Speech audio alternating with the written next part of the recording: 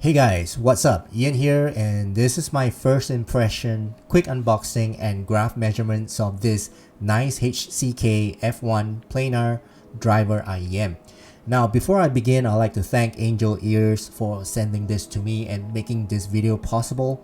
I appreciate it very much, but guys, rest assured that whatever I say in this video is my own opinion. This video is not scripted, and Angel Ears will be watching this video together with you guys. Okay, so let's begin the video. A NiceHCK F1 Planar IEM. It's currently retailing at $150 US at the time of filming this video. And for those of you who are interested, please check out the unaffiliated link down in the description below. So as usual, I will open this up, go through the specifications, the accessories, then I will measure this with my measuring rig, and I'll listen to this for the first time and let you guys know my sound impressions while listening to it. Now, please note that this is not my full review. After this video, I will listen to this for a longer period of time, and then I'll come up with another video at a later date. Also, this video will be timestamped, so for those of you who wish to skip around, please feel free to do so. Alright, so let's begin by taking out this plastic. Okay, so I've got my knife here, which I took about 2 minutes looking for it. Let's open this up. Just to cut one slit. Okay, let's go. Let's go, that's pretty easy. Now, this is a very nice IEM. This is a, looks like a bullet style type of IEM. Okay, F1 planar driver. Earphone, nice box. At the back, you have some specs, so let's quickly go through them. This is a 14.2mm planar diaphragm driver, 0.78 2-pin detachable design, replaceable tuning filters, and 5-axis CNC aluminum alloy cavity. The impedance is 15 ohms. The frequency response is 20 to 28,000 kilohertz. 28,000 hertz. Yeah, that's about it. Sensitivity is 110. Okay, so there are 3 different sensitivities because there are 3 different filters. So gold filter is 110, the silver filter is 100, and the black filter is about 98. Okay, so yeah, so excited to find out about the filters. Okay, let's take this away. So open this. Oh, very nice. And let's take this out first. Oh, the cable's already attached, so let's put that one side. So open this up, see what else is inside. Very nice box. Okay, very hard as well. I like this box. You can put stuff in there. Okay, so paperwork. Okay, a user guide and QC check. Okay, QC is very important. And this is a very nice carrying case. Well, I've seen this carrying case before. It looks quite familiar. And on the inside, you have some stuff, filters, and Velcro strap, ear tips. Okay, now this is I think it's synthetic leather. Let me do a smell test.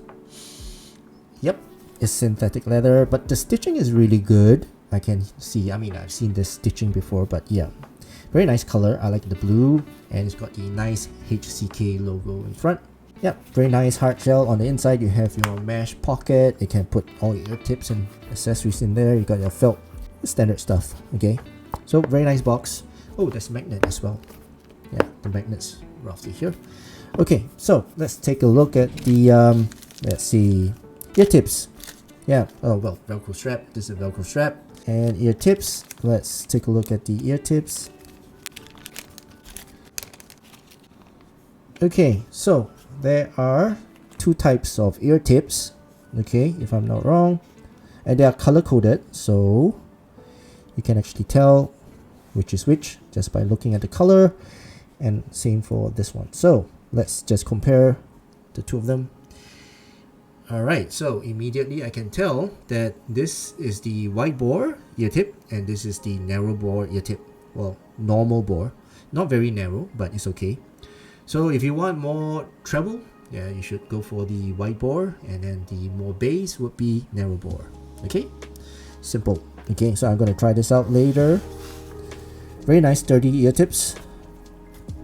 Okay, and you've got filters. So these are tuning filters. So basically, as what I showed you earlier, it will change the sensitivity of the earphones. So you have two different types here. So this is the gold and the black, okay, and then on the IEM themselves you have the silver, okay. So you have the silver one, which is already installed. So we'll try this out later in the review video, not in this first impression. First impression, I will use the silver filter to listen to it. Okay, now let's take a look at the cable, which is already attached to the IM themselves. Right, so cable wise, this is a very nice cable. Very nice. Wow, it's a 2-core cable.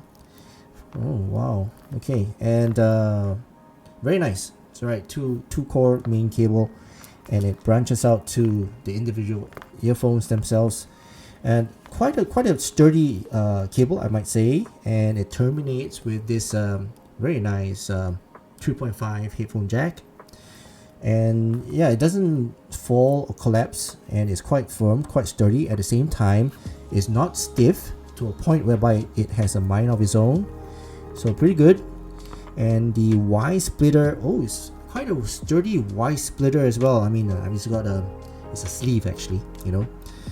Chin slider, which is yeah, pretty good and pretty firm as well. And it's knurled, so you can actually grip your fingers onto it. So that's one thing good. Okay, now the ear hooks are pretty nice and soft, pretty good. So this is actually a very good quality cable. I like this cable, and it's 2-pin. I hope, yeah, it is 2-pin. Okay, 2-pin, and it's got knurling here as well, so you can get some grip on it when you're removing your IEM from the cable. You can, yeah. Okay, so very nice cable. So let's take a look at the earphones themselves. So this is the F1, okay, and I like the color coding on this. The faceplate. Let's talk about the faceplate first. It's got the carbon fiber faceplate here, okay, with overlapping metal or plastic. I think it's metal. Yes, it looks like aluminum to me, and very like robotic style. But the carbon fiber, if I angle it differently, you can see that it's actual carbon fiber. It's not fake, because it actually changes, the shade changes when I change the angle. And you've got, I think it's a vent here, I'm not too sure, can't really see. And yeah, it's a circular type of faceplate. On the sides, you do see the branding and the model of this IEM, and on the inner side, it's vent here.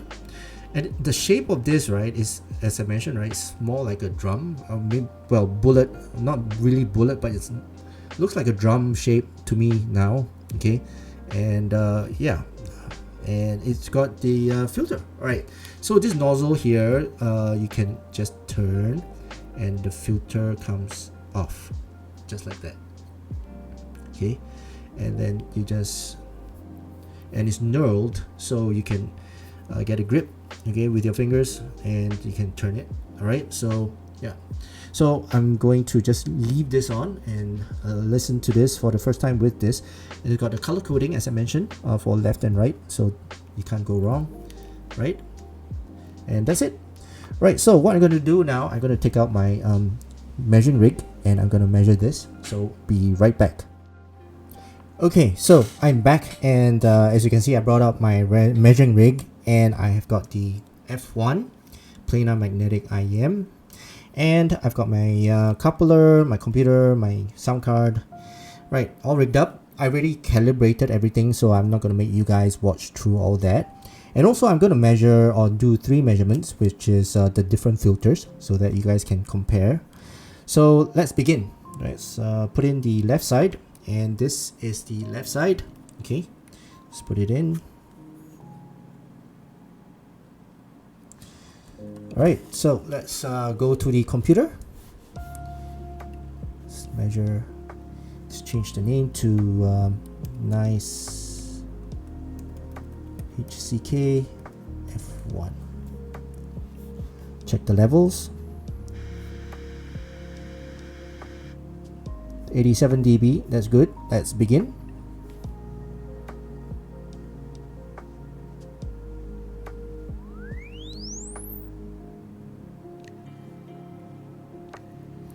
Okay, wow. Oh, wow. This looks pretty... pretty good. Alright, so let's take the left side out and put the right side in. I like the graph. And looks very promising. So let's put the... Okay, so right side is inside the coupler. Let's begin. And let's go back to the computer. And first check the levels. Okay, 86 dB, that's fine. Let's begin.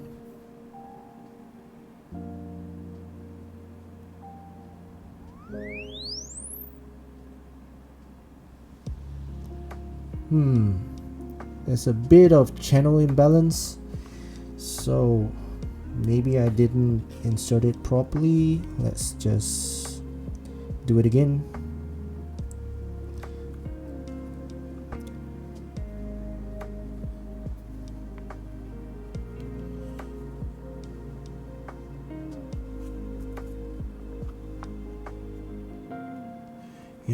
I like to do it all over again. So guys, I'm gonna do it again, and I'm not gonna put you guys through all this, so let me get it right and I'll be right back. Okay, so I'm back, and as you can see, I have tidied up the entire graph. So unfortunately, there is a channel imbalance for the left and right earphone, but it's only very minor, which is 1 or 2 dB difference, so it's fine.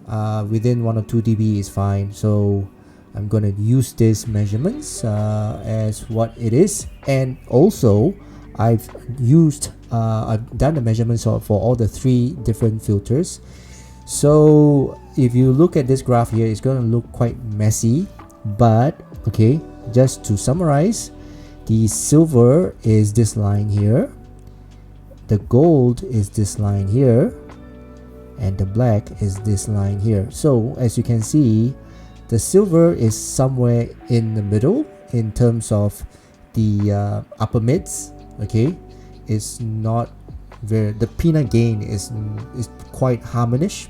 By the way, the dotted line is the Harmon target curve. Okay, now the gold is very prominent, very in terms of the presence, and the peanut gain for the mids and the upper mids is very good. Well, forward, very forward. And then for the black, so black filter is the most different from the other two.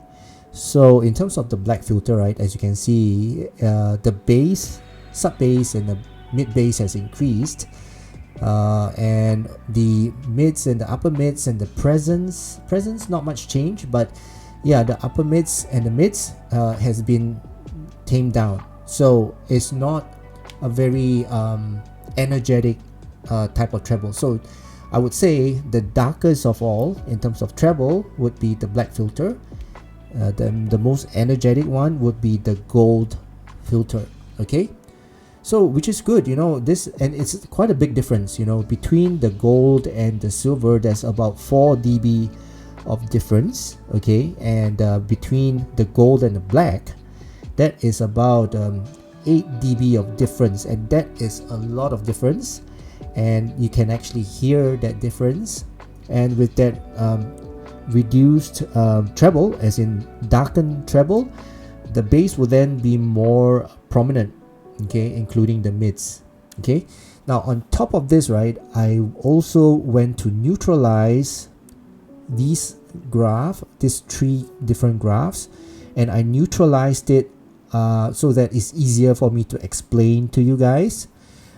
So now the let me see, what line is this? Okay, this silver color line is this red color line. Okay, and then the gold line or the gold filter is another this line here, okay, and then you have the black neutralized line, which is the top one, which is the blue line. Okay, so if you look at the sub bass, obviously it's very obvious, the black filter has got the most prominent sub bass and is the warmest sounding of all three filters, and it's got the least upper mids, as you can see here. So this line, this zero here is my mean, okay, which is my center line, okay, this line here.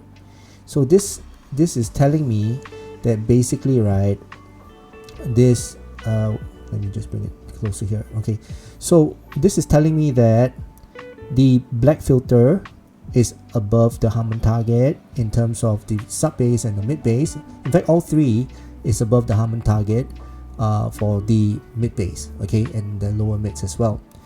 So in terms of presence, right, this hump here in the bass and the lower mids is telling me that this is a pretty warm IEM. Okay, now let's go to the tuning, upper mids here. So this hump here, which is actually the gold filter, this is way above the Hammond target, and it should be worn. If you are not used to anything that is above the Hammond target, or if you find that the Hammond target or any earphones that you listen to is above the Hammond target, then it might sound a bit too energetic to you, right? And then the silver filter is a little bit below the Hammond target, as you can see, so it's not as energetic, this part here. And then the black filter is the least energetic, which is the darkest treble that out of the three. Okay, so it's heavily dampened. All three had almost the same presence, except for the black filter. The black filter has got a bit more presence, okay, as you can see, and all three would have a very good, well, above the Hammond target type of air, okay, in terms of brilliance. Okay, so there's a peak here. I'm not too sure if this is the coupler artifact, but I will listen to it shortly. And this part here is actually the air. So 15K, I mean, we won't be able to hear this. I won't be able to hear beyond 15K. So yeah, but there's a dip here. So and then it goes back up. So let's see how this part sounds like. But I'm definitely gonna listen to okay, so for my first listening experience, I'm not gonna listen to all three filters. I'm just gonna listen to the silver one, which is the one in the middle. Okay, right, so let's take out my iPad and let's listen to these NiceHCK F1 Planar IEM for the first time. So be right back. Okay, so I'm back, and as you can see, I brought out my iPad and I've got my Questal M15 dongle DAC amp and my Kotori cable, right, and my CP145 ear tips. Okay, so I've got the F1 Planar IEM here, so let's put them in the ear and let's listen to Golden Hour by Jake. And the fit is pretty good. Yeah, very nice fit.